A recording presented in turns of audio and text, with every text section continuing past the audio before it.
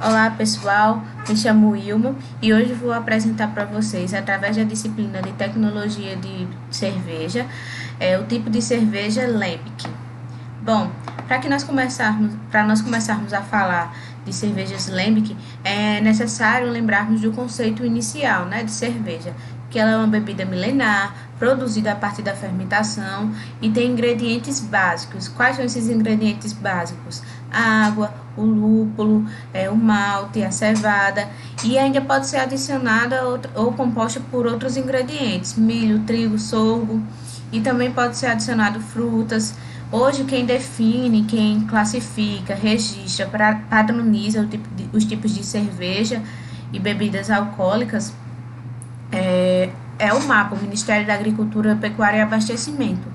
E hoje ele divide os grupos de cerveja em grandes grupos. Quais são? Os ales, lagers, lambics e também as cervejas sem álcool. É interessante lembrar que a cerveja lambic,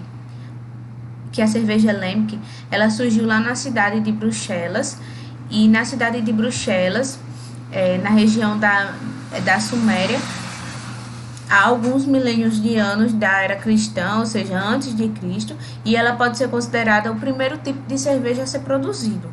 E ela vem da palavra lambic, que deriva lambic, por isso que nós falamos não do modo abrasileirado, né, que é lambic, e sim lambic. A cidade de Bruxelas, ela apresentou um clima ideal, as condições ideais para que possa ser feita a produção desse tipo de cerveja. Mais para frente nós vamos ver o porquê, né? Como a cidade, como o clima da cidade e todas as outras características influenciam na produção dessa cerveja. Conhecemos também os subtipos das lambics. As mais conhecidas são a Faro, Fruit Lambic, a Gueuze. A Faro, ela historicamente é a cerveja que tem o menor teor alcoólico, e ela é produzida a partir de um blend, onde os mestres cervejeiros eles selecionam, né, as safras, os lotes, e produzem esse blend. A Gueuze, ela é o resultado de um blend cuidadosamente balanceado. Então, o que é que eles fazem?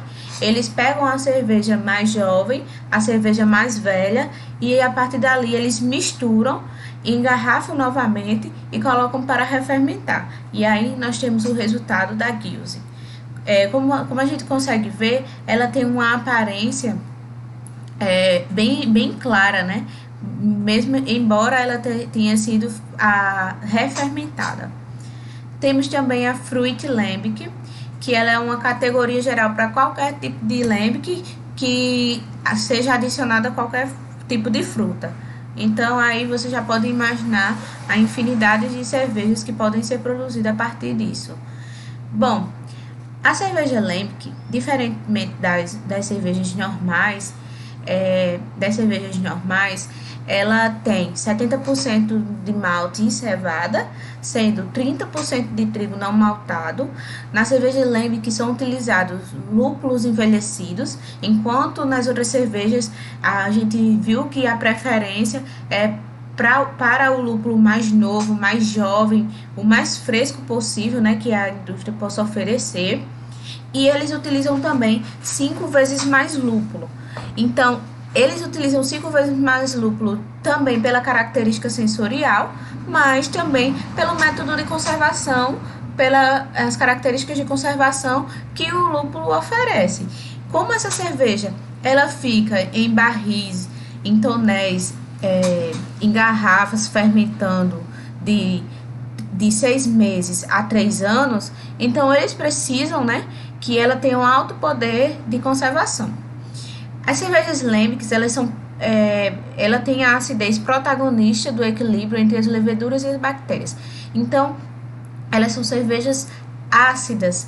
E foi isso um dos motivos, né, que lá no início das produções de cerveja, também houve um distanciamento do público, porque o público passou a esquecer, né, da cerveja ácida e passou a preferir outros tipos de cerveja, outros tipos de bebida. E então, a cerveja Lambic, ela também conta com processos diferentes dos processos que nós conhecemos. Vamos ver um pouquinho. Para que a gente comece a falar desses processos, eu vou citar o exemplo aqui de produção de Lambic de uma cervejaria muito antiga que se chama Cantillon. Ela é localizada na Bruxelas, ela é a cervejaria mais antiga que se produz até hoje. Ela é uma referência para a produção de cervejas Lambics, localizada em Bruxelas desde 1900, com mais de 120 anos de história, né? E esse processo de produção da cervejaria Cantillon, ela vem se mantendo fiel desde o início, ou seja, os equipamentos, as salas. Por quê? Porque há 120 anos, com a Segunda Guerra, em Bruxelas, a única cervejaria que ficou foi ela, porque decidiram transformar em um museu. Sendo assim, o governo isentou aquele museu cervejaria das taxas, e eles conseguiram se manter até os dias de hoje. E então, por isso que até hoje ela é museu e cervejaria, mas ela é uma referência de produção de cerveja. Então, a cervejaria Cantillon, ela passa por um processo de mostura, né? Falando do processo de mostura, diferente do que nós já conhecemos.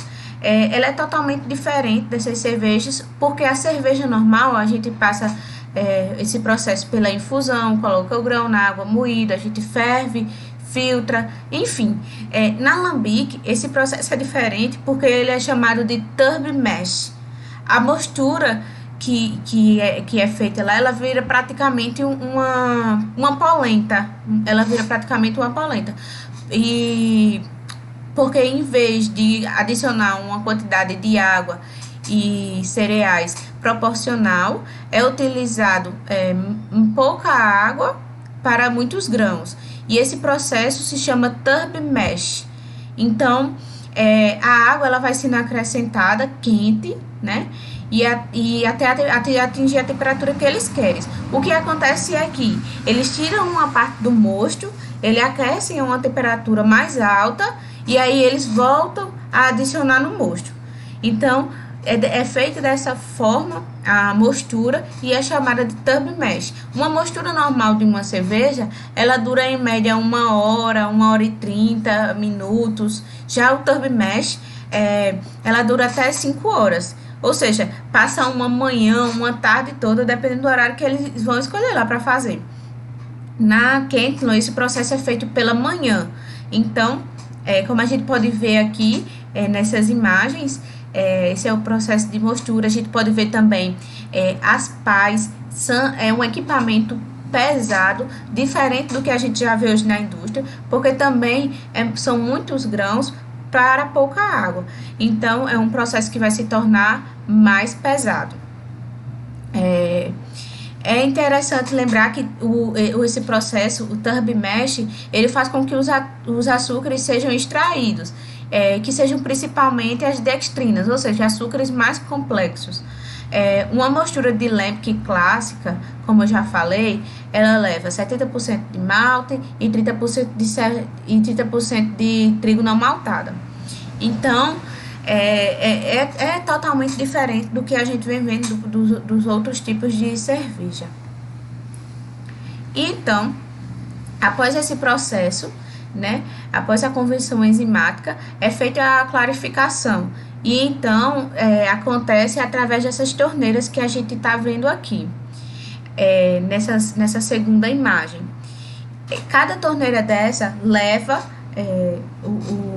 traz, né, na verdade, a cerveja, o mosto, de um local diferente do barril. Então, esse rapaz aqui, ele a olho nu, com um copo, resgata ali o conteúdo de cada cerveja e verifica a olho nu se já está no ponto de passar para o próximo processo, que é a fervura, né? Vai durar até 5 horas, onde o lúpulo envelhecido de pelo menos 3 anos, que é utilizado mais de 5 vezes mais do que as outras cervejas, além desse sabor que o lúpulo confere na cerveja, ele é utilizado devido ao poder de conservação. Então, a Cantillon utiliza 5 vezes mais também, de 5 vezes mais de lúpulo, justamente pelo poder de conservação, porque eles vão passar durante os 3 anos, 2 anos, e a cerveja mais jovem servida na Cantillon é de 1 ano. Então, depois desse processo, depois do lúpulo envelhecido, que é acrescentado à fervura, que se chama suranê. O suranê, ele é adicionado no mosto e fervido por horas para eles fazerem o whirlpool. O whirlpool é uma técnica de produção de cerveja que ajuda a remover as partículas em suspensão e deixar a cerveja ela mais cristalina. Então, ela faz parte de um processo aí também da clarificação da cerveja. O whirlpool, ele nada mais é que um redemoinho que a gente faz o mosto, né? Depois dessa etapa de fervura. E aí ele vai resultar no trub, que as partículas que são mais pesadas, elas decantam. E as proteínas, elas vão coagular, e o resto do lúpulo, os taninos. E depois ele é bombeado para uma câmara, e essa câmara, todo o mosto, ele vai ficar em contato com o ar frio. Esse ar frio é aí que vai começar o início, da contaminação, né, da cerveja com as propriedades daquele local. É interessante a gente lembrar que lá em Bruxelas tem os micro-organismos adequados para fazer uma lambic clássica.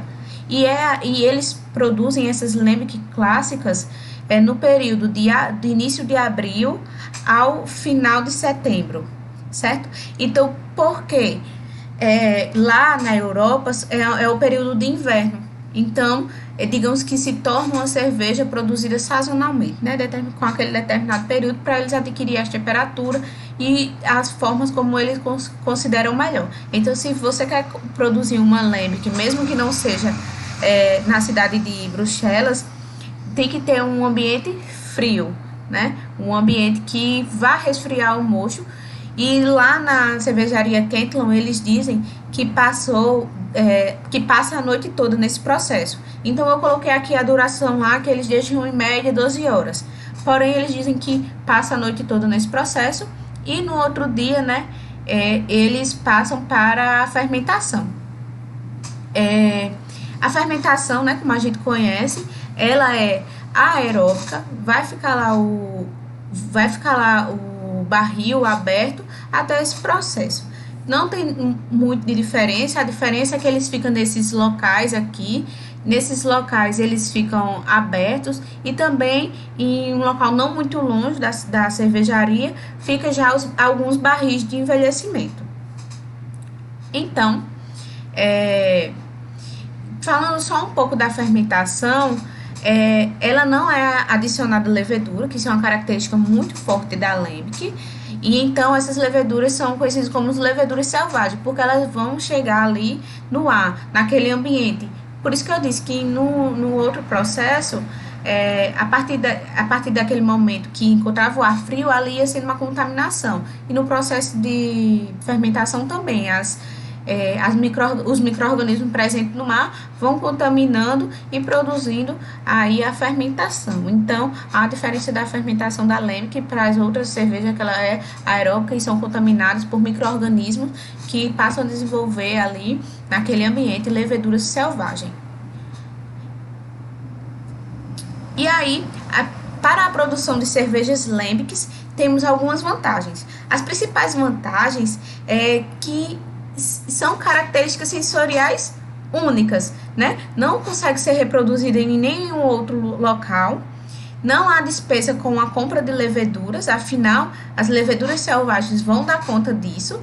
E também as lambics, elas apresentam uma boa carbonatação. Tanto a lambic adicionada de frutas, como as lambics tradicionais. Foi um estudo feito por Silva, 2015, que ele conseguiu juntar aí e medir a capacidade de carbonatação, a quantidade de CO2 que estavam presentes nas cervejas, as lambics com frutas e cerveja de trigo apresentaram a maior capacidade de carbonatação. Então, isso é uma preocupação a menos para o produtor de cerveja. E uma das desvantagens da lambic é que eles não conseguem produzir em larga escala, certo? Consegue fazer uma boa produção, mas em larga escala, para ser produzida a nível mundial, com a mesma característica, com a mesma padronização, isso daí será muito difícil, a exemplo da Cantillon, certo? E essa dificuldade de padronização, porque cada lote, ele é único, certo? E também eles têm um maior tempo de produção. Enquanto uma fervura na indústria demora 1 hora, 1h30, na Cantillon, ou para a produção de lambic, a gente viu que acaba demorando mais de 5 horas ou até 5 horas. Então, essa é algumas desvantagens da cerveja lambic, né? E ela também não pode ser realizada em todos os locais. Você pode até tentar reproduzir, né? Mas essa reprodução ela não será fiel a um lambic clássico, também muito difícil você reproduzir uma igual, caso você se agrade daquela cerveja que você acabou produzindo. E também o seu tempo de fermentação, o tempo de maturação, o tempo de envelhecimento, eles são bem mais longos do que as cervejas tradicionais. Lembrando que eu não havia mencionado, mas sobre o envelhecimento, na cervejaria que eu citei, elas utilizam o Chardonnay, né, que é um barril de vinícolas, mas também outras cervejarias podem utilizar carvalho, outros tipos de madeira para envelhecer. Bom, aqui a gente pode ver vários tipos de cerveja representando aí as cervejas lâmbicas, e o ingrediente principal para a cerveja lambic é a paciência. E isso é uma das coisas que a Cantillon ela prega, e ela fala, né, que o importante não é a padronização, mas sim o tempo e a paciência. Então, essas aqui foram algumas referências que eu utilizei, e obrigado.